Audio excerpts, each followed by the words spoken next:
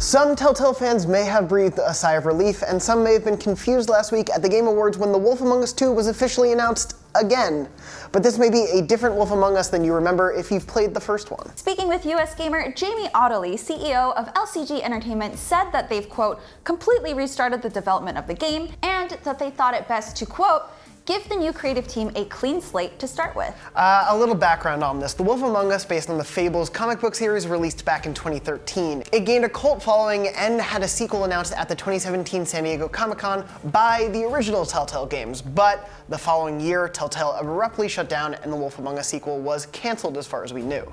Fast forward to this year, 2019, if you didn't know what year it is, and Telltale was revived as a brand by LCG Entertainment, and they've resurrected The Wolf Among Us 2. However, not all of the old staff made the jump to the sequel. It's mostly a new team with a few exceptions, including writer Pierre Choret, who wrote the first game, and voice actors Adam Harrington and Aaron Yvette. Ottilie also confirmed that the previous game engine used to develop many of Telltale's games was being scrapped. Thank God. The Wolf Among Us 2 will be developed using the Unreal Engine. I actually absolutely loved The Wolf Among Us and was pretty disappointed to hear that Telltale had pretty much crumbled to the ground.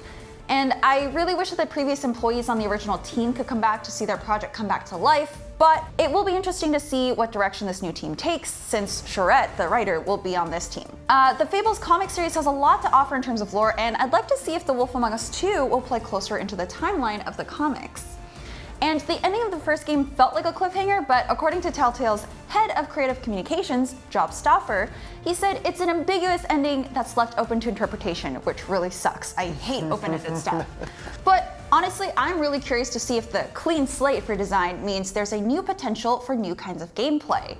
Maybe this second game won't be a point-and-click adventure, and maybe there will be more options that will completely change the ending of the game depending on your choices made throughout the episodes. Those are high ambitions you're offering. No, I think it will stay true to the Telltale formula, even though this is new Telltale. I really like The Wolf Among Us. It's not my favorite Telltale game, but I think it's one of their best.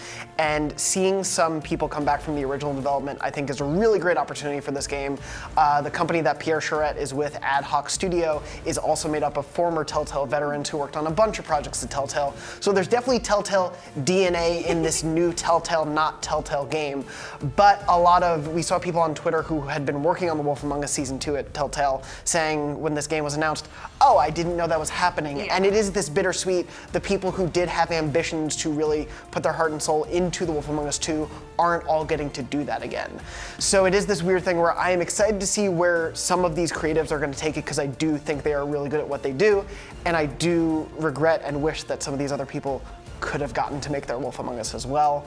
We'll have to see what the final product looks like, of course, whenever it comes out. We don't have too much more information about its release or when we'll see more of the game. But for everything else Telltale and everything else in the world of games, you're already in the right place, IGN.